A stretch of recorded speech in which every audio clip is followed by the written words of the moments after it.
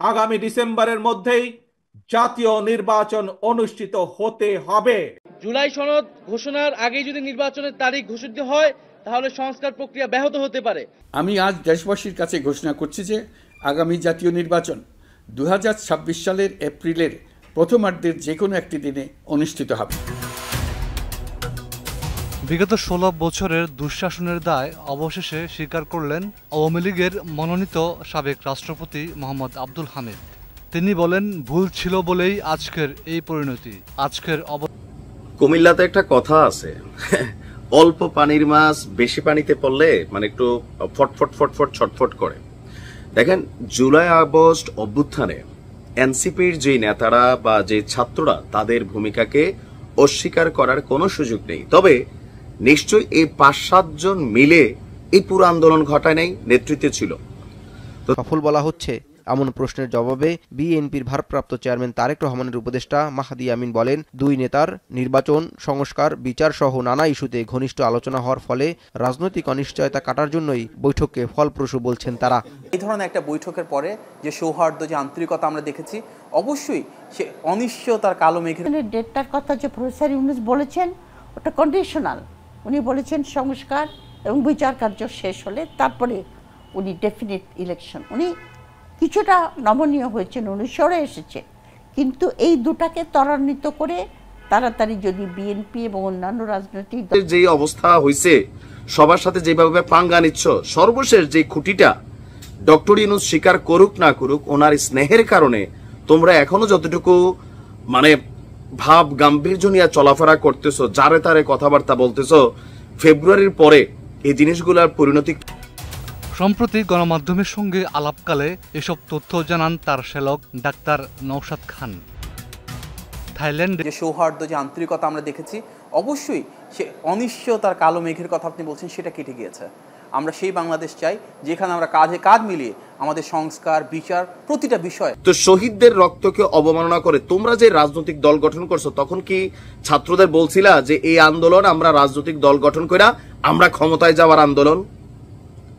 আসসালামু আলাইকুম দর্শক, দূর দূরান্ত দেশ ও দেশের বাইরে যে যেখান থেকে এই মুহূর্তে আমাদের এই ভিডিওটি দেখার জন্য ক্লিক করেছেন, তাদেরকে শুধুমাত্র একটি মাত্র অনুরোধ করে বলছি, ভিডিওটি শুরু থেকে শেষ পর্যন্ত দেখবেন।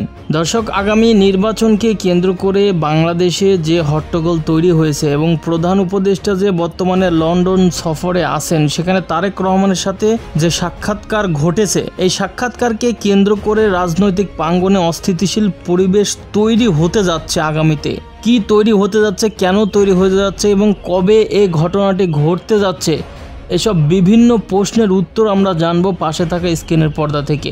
তো দর্শক, চলুন আর বেশি দেরি না করে এখনই ভিডিওতে একটা লাইক দিয়ে চ্যানেলটি সাবস্ক্রাইব করে শুরু থেকে শেষ পর্যন্ত ধারাবাহিকভাবে এই গুরুত্বপূর্ণ নিউজটি মনোযোগ সহকারে দেখে আসি। বিগত 16 বছরের দুঃশাসনের দায় অবশেষে স্বীকার করলেন আওয়ামী লীগের মনোনীত সাবেক রাষ্ট্রপতি মোহাম্মদ আব্দুল হামিদ। তিনি বলেন, ভুল ছিল বলেই আজকের এই পরিণতি। আজকের অবস্থা আমাদের ভুলের শাস্তি। শেকড় থেকে শিখরে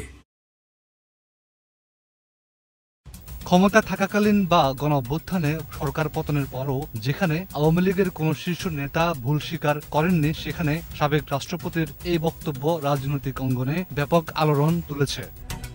সম্প্রতি গণমাধ্যমের সঙ্গে আলাপকালে এসব তথ্য জানান তার শ্যালক ডাক্তার নওশাদ খান। থাইল্যান্ডে চিকিৎসা শেষে 9 জন গভীর রাতে দেশে ফেরেন 82 বছর বয়সী সাবেক এই রাষ্ট্রপতি। তিনি এখন সম্পূর্ণ আওয়ামী লীগের শাসনামলে অনেক বিষয়ে আপত্তি থাকলেও রাষ্ট্রপতি থাকাকালে তিনি সেসব নিয়ে কথা বলতেন বলেও জানান নওশাদ। আমি অনেক সময় অনেক কিছু বলতাম, এজন্য অনেকে আমাকে পছন্দ করত না, এমন মন্তব্যও করেন আব্দুল হামিদ। এর আগে গত 8 মে রাত 3টার দিকে থাই এয়ারওয়েজের একটি ফ্লাইটে ব্যাংককের উদ্দেশ্যে ঢাকা ছাড়েন সতর্ক করেছিলেন, সরকার স্বৈরাচারী হলে জনগণ বেশি দিন সায় দিবে না। আজ সেই কথাই বাস্তব বলে মনে করছেন আব্দুল হামিদ, যিনি আওয়ামী লীগের শাসনামলে রাষ্ট্রপতি ছিলেন টানা 1 দশক। ডাক্তার নওশাদ জানান, 5 আগস্ট ছাত্র জনতার আন্দোলনে আওয়ামী লীগের পতনের পর থেকে সাবেক প্রধানমন্ত্রী শেখ হাসিনার সঙ্গে কোনো যোগাযোগ হয়নি আব্দুল হামিদের। এমনকি দলের নেতাকর্মীদের সঙ্গেও কোনো কথা হয় না।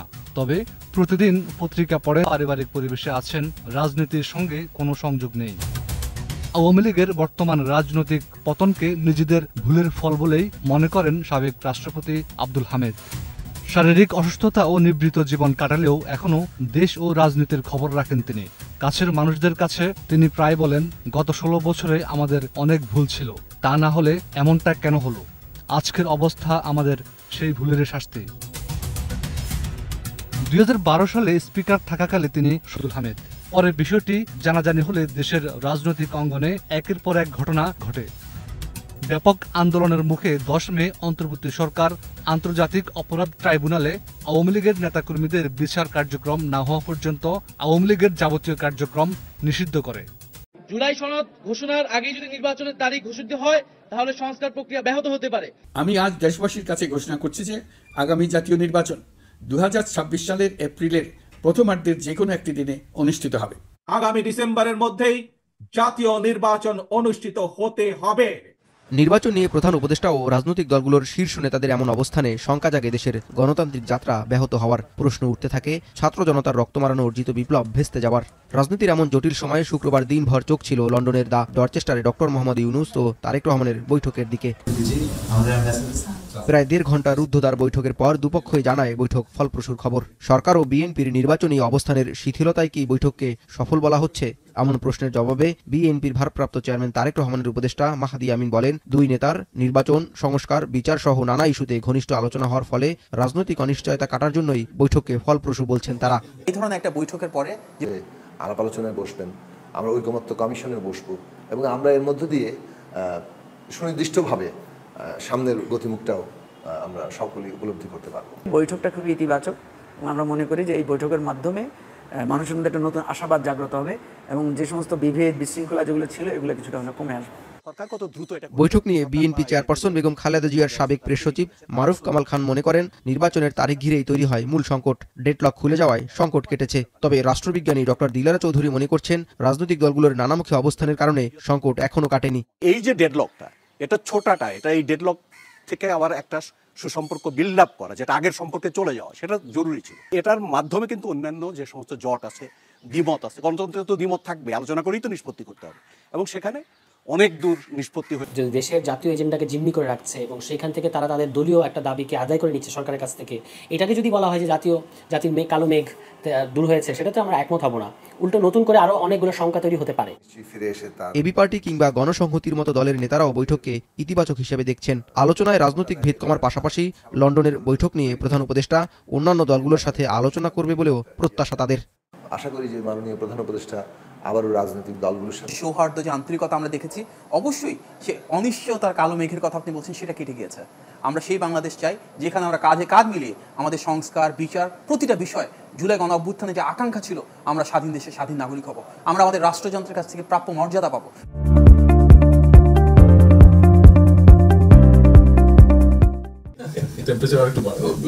বিএনপি লন্ডনের বৈঠককে রাজনৈতিক অনিশ্চয়তা কাটার ক্ষণ বললেও ছাত্রদের নতুন দল এনসিপি একে স্বাগত যেমন জানাচ্ছে, তেমনি দলটির সংখ্যা সরকারকে জিম্মি করে দাবি আদায়ে তৈরি হতে পারে নতুন সংকট। একটা দল দেশকে জিম্মি করে রাখছে। ইলেকশনের ডেটটার কথা যে প্রফেসর ইউনূস বলেছেন ওটা কন্ডিশনাল। উনি বলেছেন সংস্কার এবং বিচার কার্য শেষ হলে তারপরে উনি ডেফিনিট ইলেকশন। উনি কিছুটা নমনীয় হয়েছেন, উনি সরে এসেছে, কিন্তু এই দুটাকে ত্বরান্বিত করে তাড়াতাড়ি যদি বিএনপি এবং অন্যান্য রাজনৈতিক দলরা ইলেকশন চায়, তারা প্রফেসর ইউনূসকে সাহায্য করে এই দুটাকে ত্বরান্বিত করে নির্বাচন হলে তখন বাংলাদেশের সংকট কাটবে, তার আগে নয়। রাজনৈতিক দলগুলো মৌলিক সংস্কারে ঐক্যমত্য পোষণ ও বাস্তবায়নে দায়িত্বশীল ভূমিকা পালন করলেই কেবল নতুন বাংলাদেশ বিনির্মাণ সম্ভব হবে। কুমিল্লাতে একটা কথা আছে, অল্প পানির মাছ বেশি পানিতে পড়লে মানে একটু ফটফট ফটফট ছটফট করে। দেখেন, জুলাই আগস্ট অভ্যুত্থানে এনসিপির যে নেতারা বা যে ছাত্ররা, তাদের ভূমিকাকে অস্বীকার করার কোনো সুযোগ নেই। তবে নিশ্চয়ই এই 5-7 জন মিলে এই পুরো আন্দোলন ঘটায় নাই, নেতৃত্বে ছিল। তো তারা যখন ডিবি অফিসে ছিল, স্বতন্ত্রভাবে আন্দোলনকে গতি দেওয়া হয়েছে, অনেক কিছু করা হয়েছে, তাই না? এখন দিন শেষে যখন সারা বাংলাদেশ একটা নির্বাচনের দিকে বা যে অস্থিতিশীল পরিবেশ বা যে অসহিষ্ণু পরিবেশ রাজনৈতিক অঙ্গনে দেখা গেছে, সেটার একটা সলিউশন সারা বাংলাদেশের মানুষ খুঁজছে। ডক্টর মোহাম্মদ ইউনূস, জনাব তারেক রহমানের মধ্যে যে বৈঠক, সেটার প্রশংসা সবাই করছে।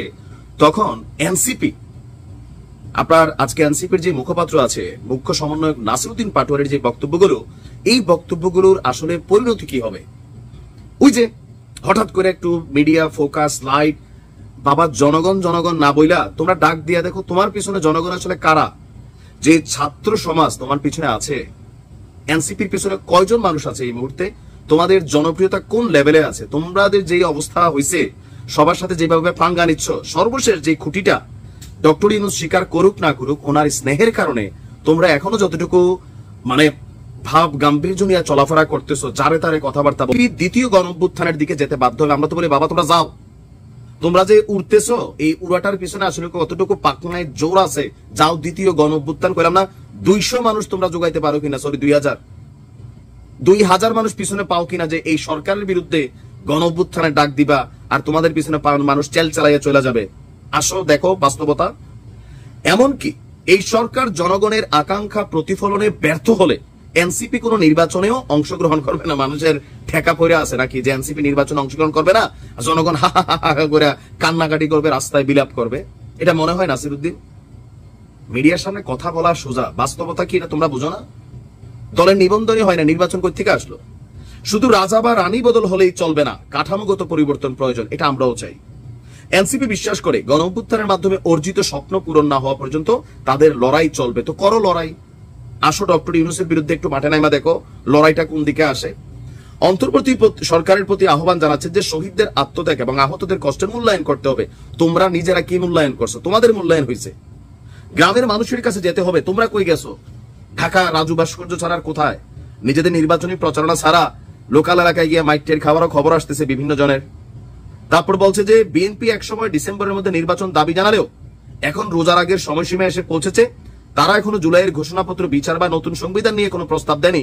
ফলে এটি বোঝা যাচ্ছে তারা কেবল ক্ষমতার লোভে যুক্ত হয়েছে। রাজনৈতিক দল, তোমাদের তো দলের নিবন্ধনই হয় নাই।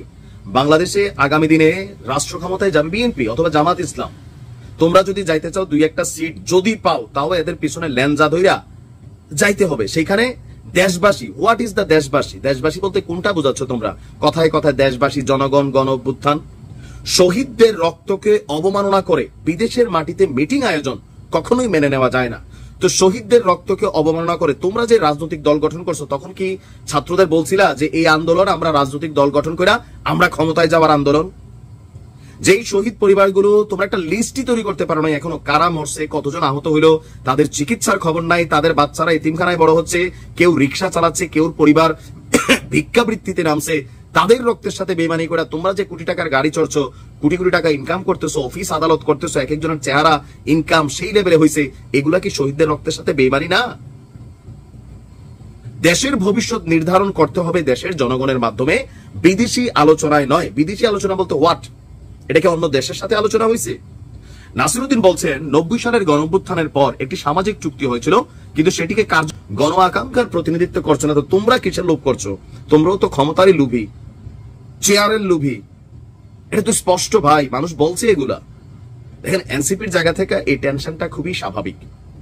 এখন তাদের বক্তব্য যে ডক্টর ইউনূসের এই সরকার এবং বিএনপি একসাথে মিলা জনগণকে পাশ কাটিয়ে একটি গভীর সংকট তৈরি করছে। কোন জনগণ? এনসিপির রাজু ভাস্কর্যের জনগণ, এছাড়া আর কাউকে না। জনগণ অতীতেও লড়াই করছে, ভবিষ্যতেও করবে। জনগণের ম্যান্ডেট ছাড়া কোন সরকারই বৈধ হতে পারে না। ম্যান্ডেট ছাড়া কোন সরকার বৈশা আছে? আপাতত ডক্টর মোহাম্মদ ইউনূস বৈশা আছেন। জনগণের ম্যান্ডেটের জন্যই তো নির্বাচনের কথা বলা হচ্ছে। তার বক্তব্য শুধু নির্বাচন করলেই হবে না, সঠিক বিচার এবং সাংবিধানিক সংস্কার ছাড়া নির্বাচনের অর্থ নেই। এগুলো চলমান প্রক্রিয়া, এটা সবাই চায়।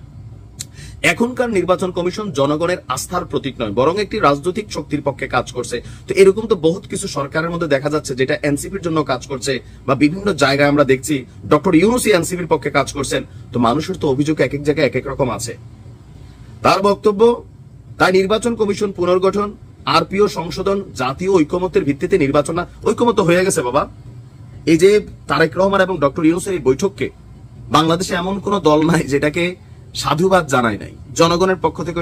দর্শক বন্ধুরা, আপনাদেরকে অসংখ্য ধন্যবাদ এতক্ষণ পর্যন্ত এই গুরুত্বপূর্ণ নিউজটি দেখার জন্য।